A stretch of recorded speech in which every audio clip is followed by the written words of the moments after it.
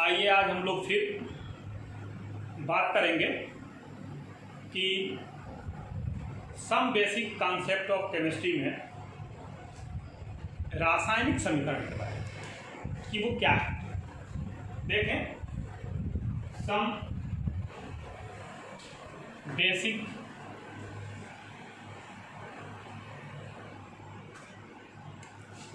Concepts of chemistry, इसमें बात होनी है केमिकल इक्वेशन के बारे में। पिछले दिनों हम लोगों ने मोल कॉन्सेप्ट की जानकारी ली थी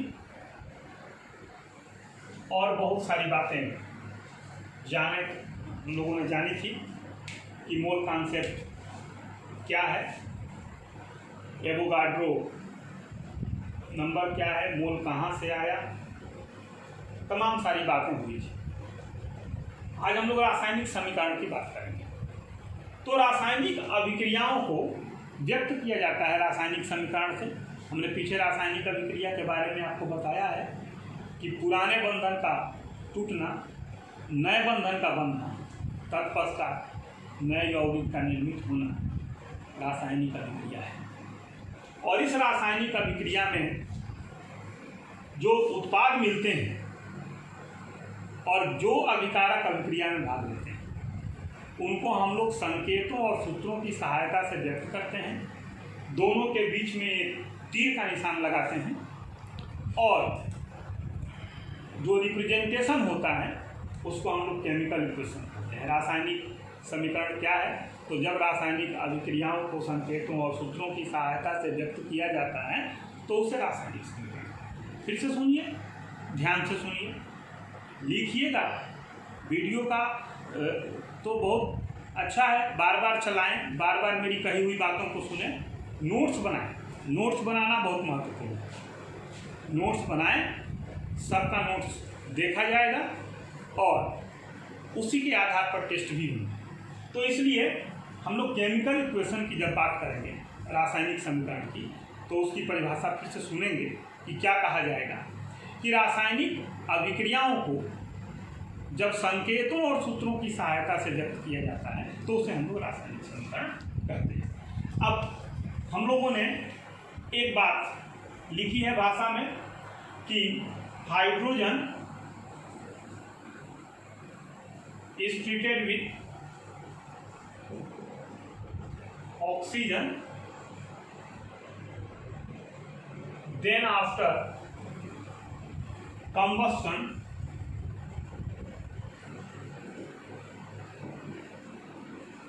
water is formed।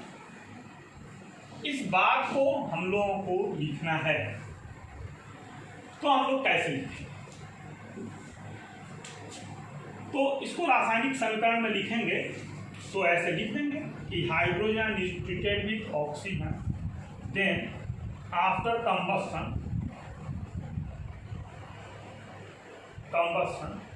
Water is formed. कोई दिक्कत? ये अभिकारक है, यह है रिएक्टेंट, यह है प्रोडक्ट। इसमें केवल सूत्र लिखा गया है कि हाइड्रोजन और ऑक्सीजन के बीच में क्रिया होती है। कौन सी क्रिया? तो कंबस्शन। और कंबस्शन के बाद क्या मिलता है? तो वाटर मिलता है, पानी प्राप्त। इसको हम लोग इतना लिखा हम लोगों ने भाषा, तब जाके इसको लिखे और इसको हम लोग तुरंत फटाफट ऐसे लिखें और पढ़ने वाले ने भी बहुत इजी गोइंग में जो रसायन की भाषा जानता है उसने बहुत आसानी से इसको पकड़ लिया। अब इसको क्या करते हैं कि ये हाइड्रोजन है और ये ऑक्सीजन है, इसने पानी बनाया है। तो हाइड्रोजन जो है और ऑक्सीजन जो है, इसके द्रव्यमान के अनुसार प्रोडक्ट का द्रव्यमान नहीं है। इसलिए जब द्रव्यमान संरक्षण के नियम से, Lomonosov theory, that is Lavoisier theory से इसको हम लोग ठीक करेंगे, बैलेंस करेंगे, तो हम लोगों को ऐसा लिखना पड़ेगा कि यहाँ पर 2 का मल्टीप्लाई करना पड़ेगा और यहाँ पर 2 का मल्टीप्लाई करना, तब ये जाकर के द्रव्यमान के हिसाब से ठीक हो गया। और तब इस समीकरण को हम लोग कहेंगे संतुलित समीकरण।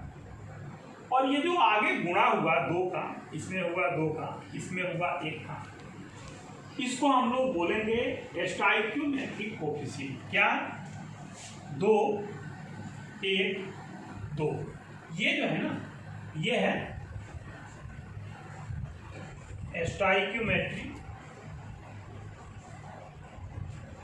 कोएफिशिएंट।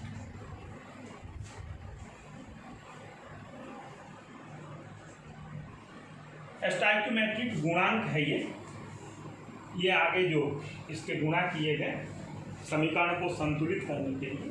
तो अगर हम लोग इस समीकरण को देखें जो संतुलन के बाद लोमोनोसोव थ्योरी अप्लाई करने के बाद मिला, और जो पहले वाला समीकरण था, उन दोनों को की बात करें तो उस पहले वाले समीकरण को हम लोग कहते हैं स्केलेटन इक्वेशन।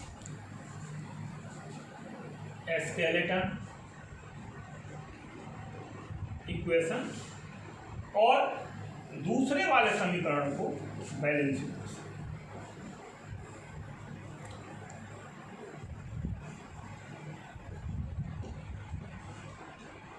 एक संतुलित समीकरण है और एक ढांचा समीकरण, स्केलेटन इक्वेशन, ढांचा समीकरण। फिर कोई दूसरा इक्वेशन भी लिख करके इस उदाहरण को हम पुष्ट कर सकते हैं कि जैसे हम लोगों ने लिख दिया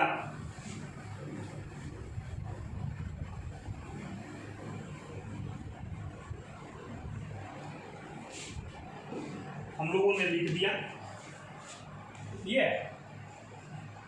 कैसियल O3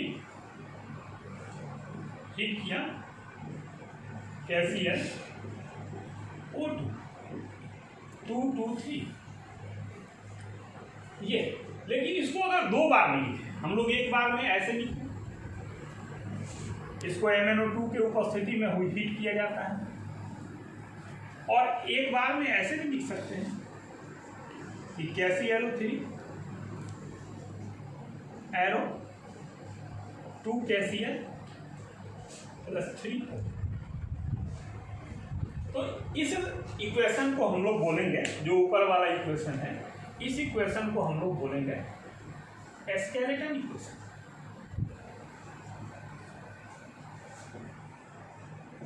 ये स्केलेटन इक्वेशन, और ये जो इक्वेशन होगा इसको हम लोग बोलेंगे बैलेंस इक्वेशन। अब तो क्लियर हो गया ना, कोई दिक्कत तो नहीं कि ढांचा समीकरण किसे कहते हैं। तो ढांचा समीकरण क्या है? तो जब रासायनिक समीकरणों को संकेतों और सूत्रों की सहायता से व्यक्त कर देते हैं तो जो समीकरण प्राप्त होता है उसको ढांचा समीकरण कहते हैं। और जब उस समीकरण को लोमोनोसोव थ्योरी या लेवोसियर थ्योरी के आधार पर द्रव्यमान संरक्षण के अनुरूप, नियम के अनुरूप, दोनों तरफ के द्रव्यमान को बराबर कर देते हैं या परमाणु की संख्या को बराबर कर देते हैं, तो इस समीकरण को हम लोग संतुलित समीकरण कहते हैं। तो हम लोगों ने देखा कि समीकरण क्या है, इसमें स्टोइकियोमेट्रिक कोएफिशिएंट क्या है। स्टोइकियोमेट्रिक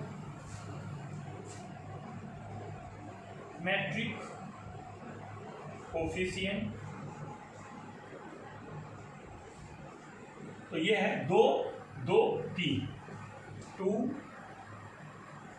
2 3, ये है स्टोइकियोमेट्रिक कोएफिशिएंट। इसका बड़ा महत्व है। ये आयतन में संबंध बताता है, द्रव्यमान में संबंध बताता है, भार में संबंध बताता है, और इसकी सहायता से इनको निकालना बहुत आसान हो जाता है। हम लोग सबकी चर्चा करेंगे, लेकिन हेडिंग डालेंगे और एक बात करेंगे कि सिग्निफिकेंस क्या है। Significance of chemical equation.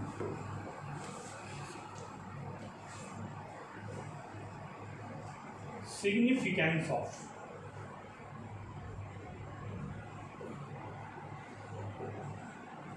Chemical equations.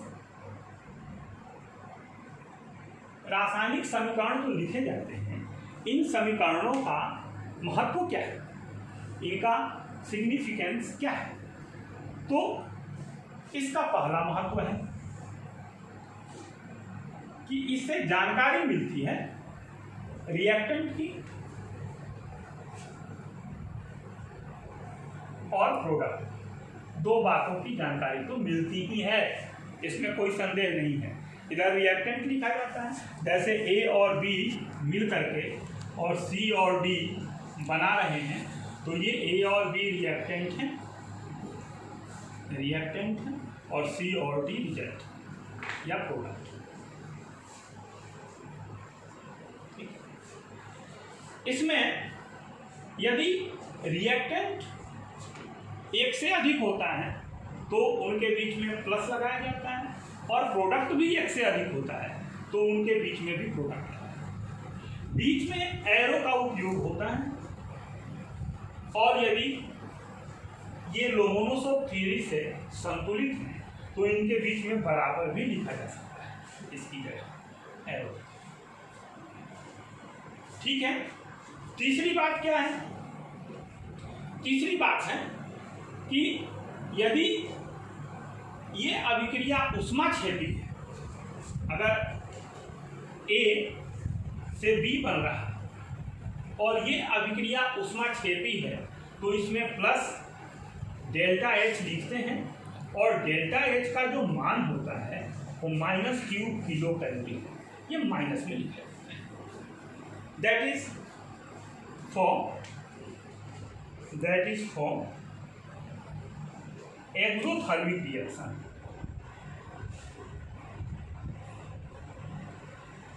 ये किसके लिए?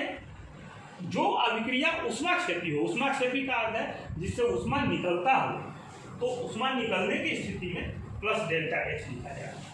लेकिन जिन अभिक्रियाओं में ऊष्मा खर्च होती है, ऊष्मा खर्च होने का अर्थ है कि ये नंबर 4 N2 + O2 2NO, और इसमें ऊष्मा लगती है तो डेल्टा एच माइनस हियर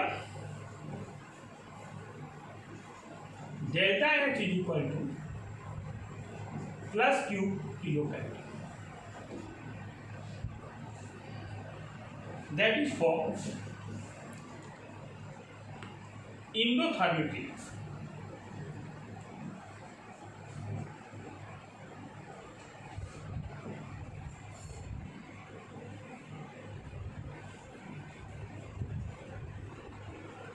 ये रिएक्शन इंडोथर्मिक है और ये रिएक्शन एक्सोथर्मिक है।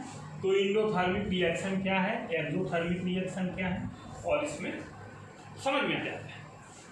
अगली बात कि फिजिकल स्टेट की जानकारी यदि हम लोग चाहें तो दे सकते हैं। जैसे यदि हम लोग यहाँ H2 + O2 और यहाँ HCl H2O बना रहे हैं, तो H2 जो है वो गैस है तो गैस लिख सकते हैं, O2 गैस है तो गैस लिख सकते हैं, और H2O लिक्विड है तो L लिख सकते हैं। तो इसके भौतिक अवस्था की जानकारी मिलती है। या फिर हम लोग ऐसे भी कर सकते हैं कि कोई ऐसा पदार्थ बने जो नीचे जमीन पे रहता हो, ठोस हो, तो उसके लिए नीचे निशान लगा देते हैं, और कोई गैस है तो उसके लिए ऊपर निशान लगा देते हैं। जैसे हम लोग यदि बात करें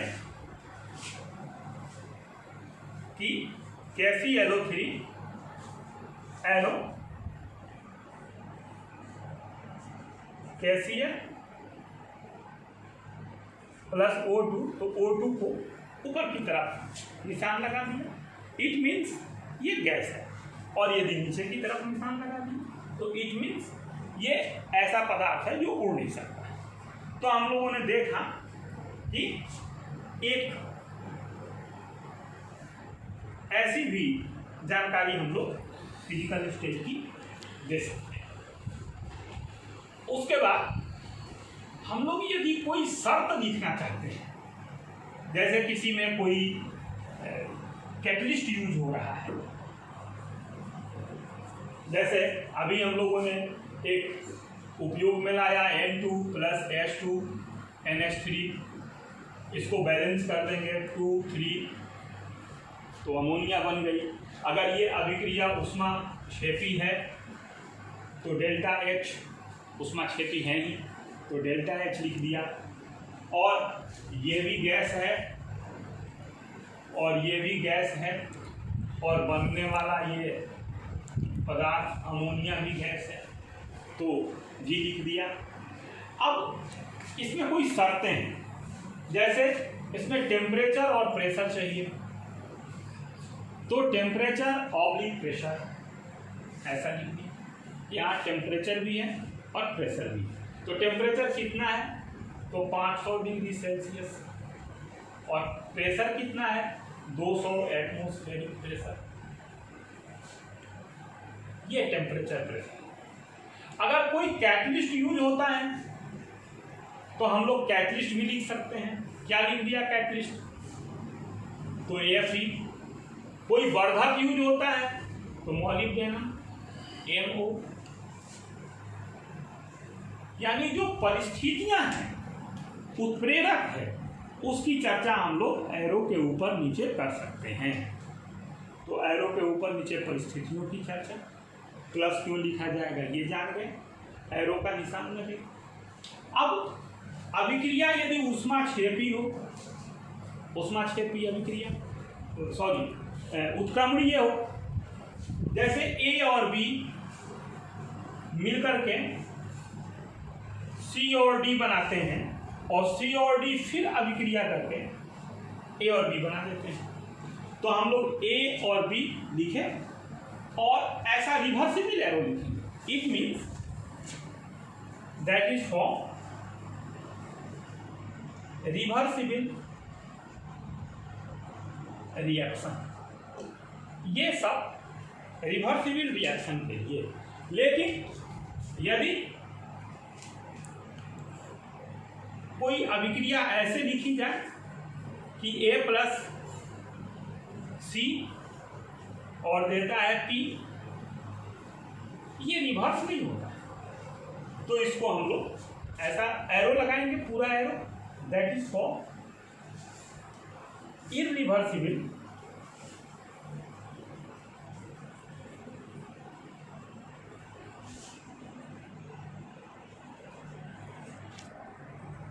रिएक्शन। अगर अनुत्क्रमणीय अभिक्रिया हो, अनुत्क्रमणीय अभिक्रिया का अर्थ है, उत्क्रमणीय अभिक्रिया का अर्थ है कि अभिकारक उत्पाद देते हैं और उन्हीं मिलती जुलती परिस्थितियों में उत्पाद पुनः अभिकारक देते हैं। फिर एक आखिरी 8वीं बात कि यदि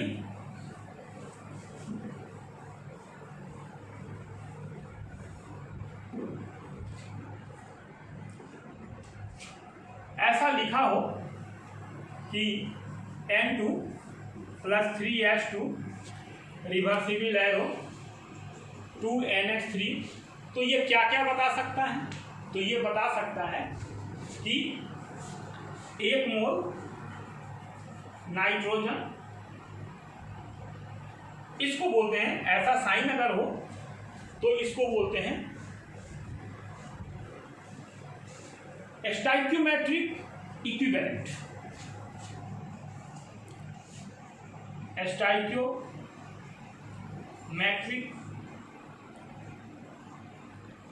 equivalent,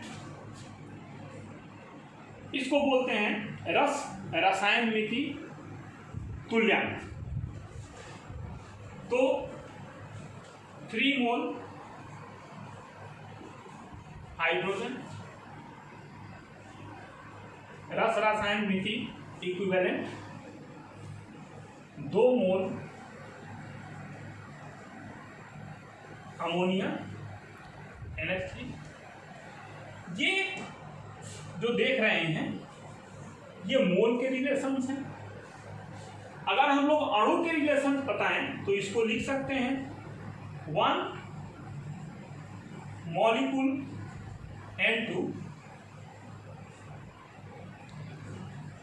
3 molecule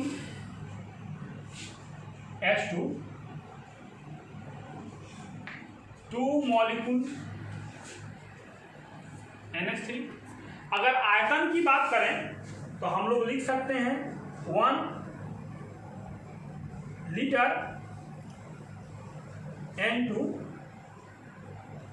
3 litre H2, 2 litre NH3। हम लोग भार की बात करें तो हम लोग लिख सकते हैं 28 ग्राम N2, 14 दूना 28, 1 दूना 2 तिहाई 6 ग्राम H2 और 14 और 3 17 दूना 34, 34 ग्राम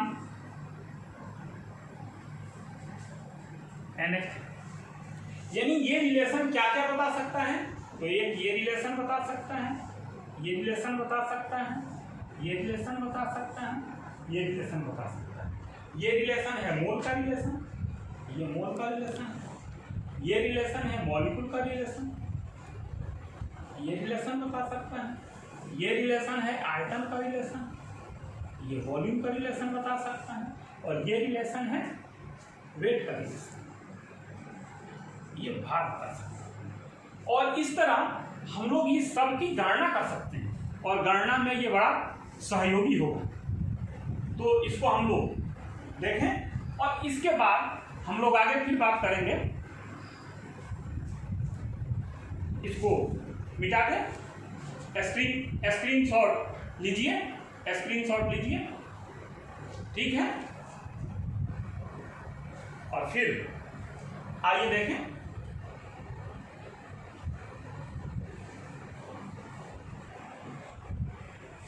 हम लोग अब आगे देखने वाले हैं इसके बाद टाइप्स ऑफ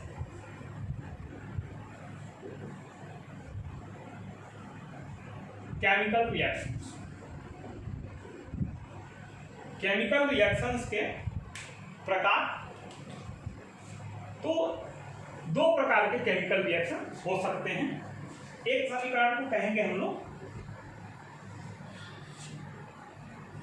आयनिक समीकरण,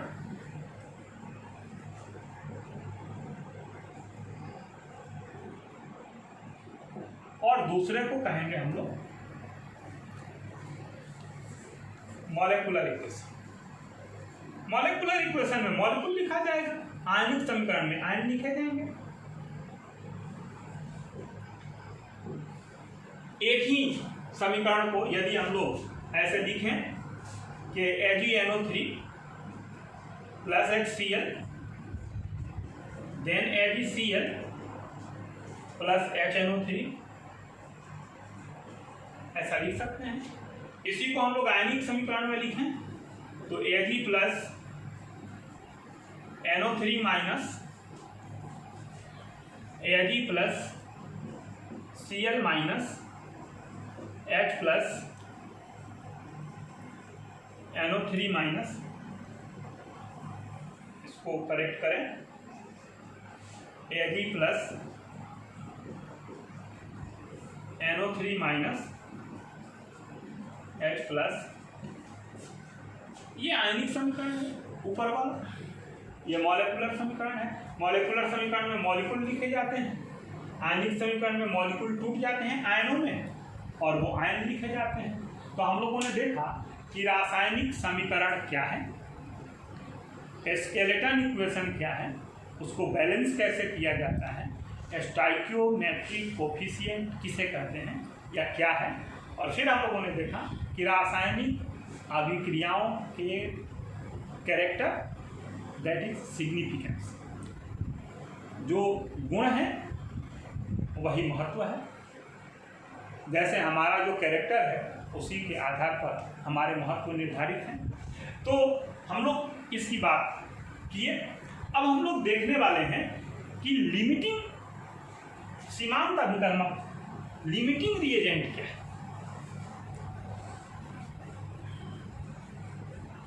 लिमिटिंग रिएजेंट क्या है?